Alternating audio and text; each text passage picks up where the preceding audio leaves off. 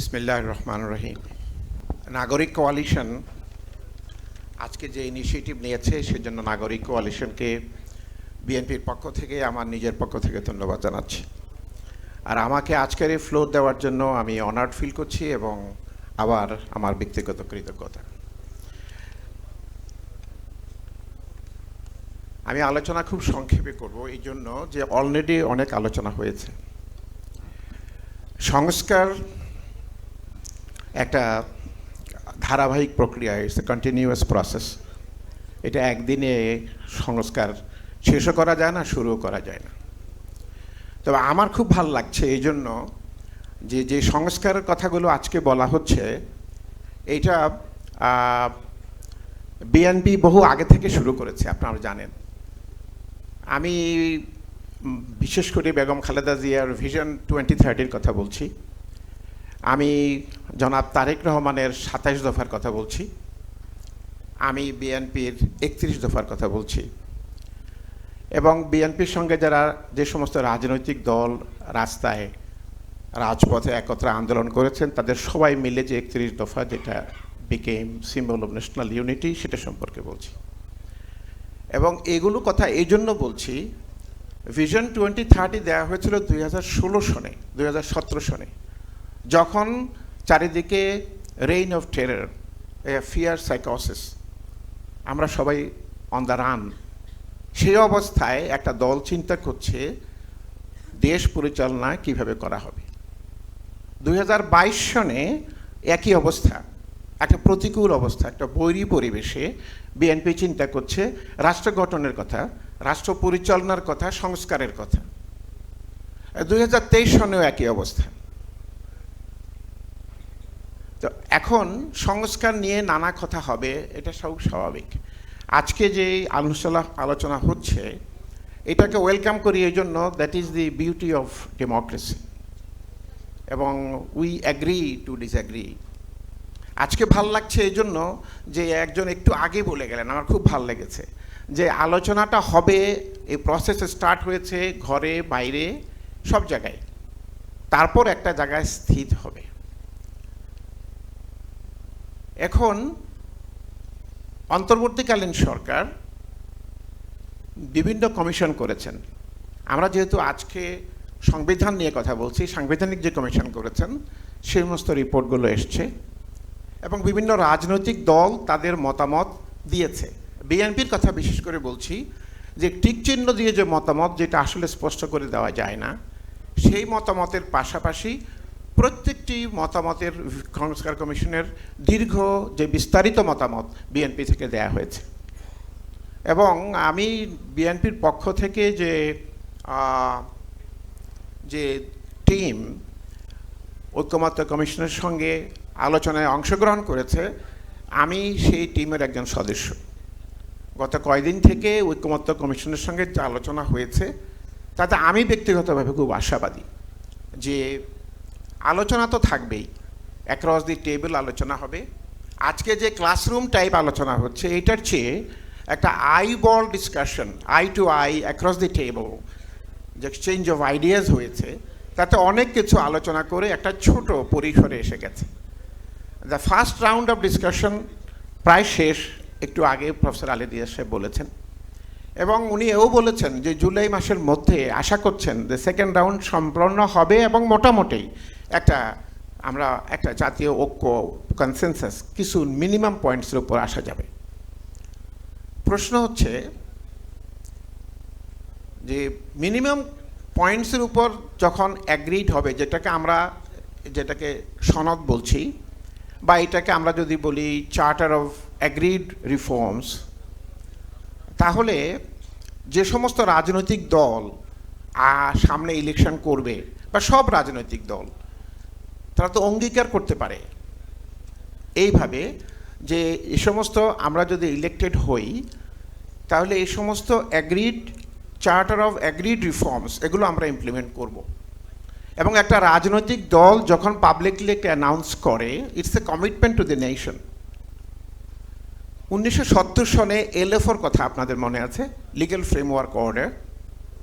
1991 সনে যে রাজনৈতিক দলগুলো আছে তারাও এক ধরনের একটা, বিশেষ করে আওয়ামী লীগ, বিএনপি এবং অন্যান্য দলগুলো একত্রে একটা মোটামুটি একটা অ্যাগ্রিড ফর্মে এসছে এবং পরে পার্লামেন্টারি ফর্মে গেছে। এখনও যে অ্যাগ্রিড যে চার্টার অফ রিফর্মস হবে সেটার উপর ভিত্তি করে রাজনৈতিক দলগুলো অঙ্গীকারনামা দিতে পারে বা অঙ্গীকার করতে পারে যে ইয়েস, আমরা এই agreed charter of reforms elected হলে ইমপ্লিমেন্ট করব।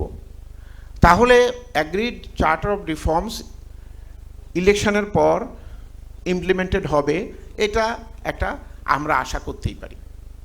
এবং যদি কোনো রাজনৈতিক দল সেখান থেকে কোনো ডেভিয়েট করে, একটা সুন্দর নির্বাচন তো আমরা আশা করছি।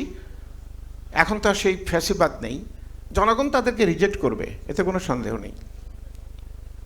পরের স্টেপ হচ্ছে যে সমস্ত অ্যাগ্রিড রিফর্মসের বাইরেও তো কিছু রিফর্মস আছে, প্রত্যেক দলই বিভিন্ন ধরনের রিফর্মস প্রপোজাল দিচ্ছেন, কিন্তু অ্যাগ্রিড হচ্ছে না হয়তোবা। একটু আগে জুনায়েদ সাকি সাহেব বলেছেন, এটা আমি অ্যাগ্রি করি, সেটা হচ্ছে যে সেটা কীরকম, যে অ্যাগ্রিড রিফর্মসের বাইরে আমি যখন ইলেকশন করব, আমি আর ইলেকশন ম্যানিফেস্টোতে আমার রিফর্মস প্রপোজালগুলো দেব। জনগণ হচ্ছে প্রকৃত ক্ষমতার মালিক। জনগণ যদি সেই রিফর্মস অনুসারে আমাকে ভোট দেয়, তাহলে পার্লামেন্টে এসে আমি সেই রিফর্মস প্রপোজালগুলো আমি ইমপ্লিমেন্ট করব, এটা তো খুব স্বাভাবিক। যেগুলো অ্যাগ্রিড সেগুলো তো হবেই, আর যেগুলো অ্যাগ্রিড নয় সমস্ত রাজনৈতিক দলগুলো সেগুলো তার ম্যানিফেস্টোতে প্রতিফলন করবেন, জনগণ ভোট দেবে। যদি ভোট দেয় তাহলে উনি পার্লামেন্টে এসে এগুলো ইমপ্লিমেন্ট করতে পারবেন। আর যদি ইলেকশনের আগে অ্যাগ্রিড রিফর্মসগুলো ম্যানিফেস্টোর মতো করে উনি ডিক্লেয়ার করেন, তাহলে it is as good as a farm commitment to the nation. এবং সেটাকে যদি পার্ট অফ দি কনস্টিটিউশন করা হয়, যখন উনি পার্লামেন্টে যাবেন, তখন সেটাকেও জুডিশিয়ারি নিশ্চয়ই চিন্তা করবেন ভাবার আগে যে এটা চেঞ্জ করবেন কি না। আর বেসিক স্ট্রাকচার অফ কনস্টিটিউশন বলে একটা কথা আছে, সেখানেও এটাকে ইনক্লুড করে দেওয়া যায়, তখন আর এটাও চেঞ্জ করা যাবে না। আমি শেষ করার আগে আরেকটা কথা বলি, সেটা হচ্ছে আপার হাউস অফ দি কনস্টিটিউশন, এই কনসেপ্টটা বিএনপি প্রথম বাংলাদেশে দিয়েছে। যে পার্লামেন্টারি ফর্ম একটা কমিটি করে, আপনার জানা আছে কিনা আমি জানি না, অ্যাকচুয়ালি তো আমার কাছে আছে, এখানে অনেকগুলোর মধ্যে বলা আছে যে আপার হাউস বিশেষ করে সাংবিধানিক প্রতিষ্ঠানগুলোকে নমিনেট করবে।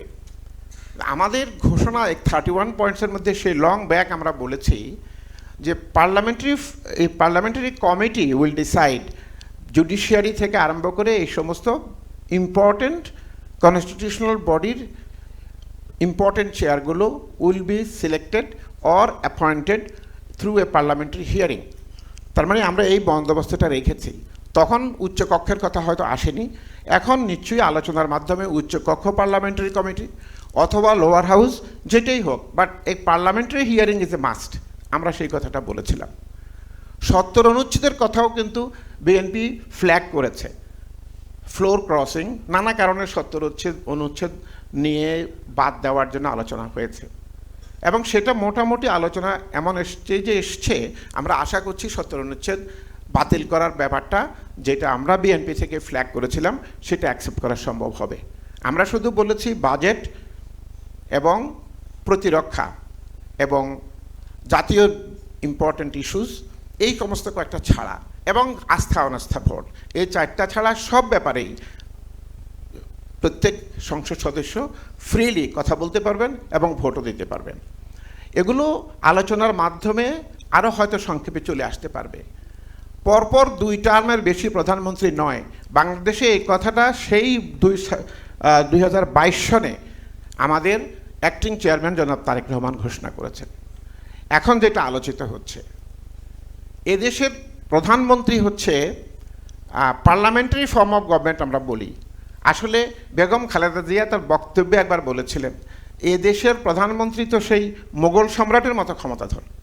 কী ধরনের আমরা চেয়েছিলাম রাষ্ট্রপতি শাসিত ক্ষমতার চেয়ে সেখানে আসবে parliamentary form of government, cabinet form of government, কিন্তু এটা হয়ে গেল প্রধানমন্ত্রী শাসিত সরকার। এই যে ব্যাপারটা, এটাকে চেঞ্জ করতে হবে, এটাকে ব্যালেন্স করতে হবে। প্রধানমন্ত্রীর ক্ষমতা কিছু কমাতে হবে, দ্যাটস ট্রু, আমরা অ্যাগ্রি করেছি।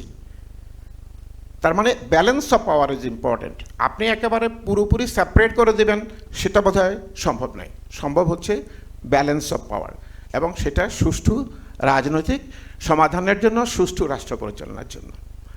অনেক ধন্যবাদ জানাচ্ছি। এই যে প্রসেস, এই প্রসেসটা জারি থাকুক এবং সবাই মিলে আমরা একটি সুন্দর আগামী সমৃদ্ধ বাংলাদেশ চাই। আমরা একটা রোড ম্যাপ চাই, যেই কারণে জনগণ আন্দোলন করেছে। গত 15 বছর থেকে মানুষ অনেক প্রাণ দিয়েছে। জুলাই মাসে ছাত্ররা প্রাণ দিয়েছে। তাদের বিদেহী আত্মার প্রতি তাদের প্রতি শ্রদ্ধা জানাই, এবং এই সময় আমাদের যে অর্জন সেটা আমাদের অবশ্যই ধরে রাখতে হবে। জনগণের ভোটাধিকার জনগণকে ফেরত দিতে হবে, এবং জনগণের মাধ্যমে যাতে করে সুষ্ঠু, সুন্দর, সমৃদ্ধ, জবাবদিহিমূলক বাংলাদেশ আমরা প্রতিষ্ঠা করতে পারি, সেই ভরসা করছি। আসসালামু আলাইকুম।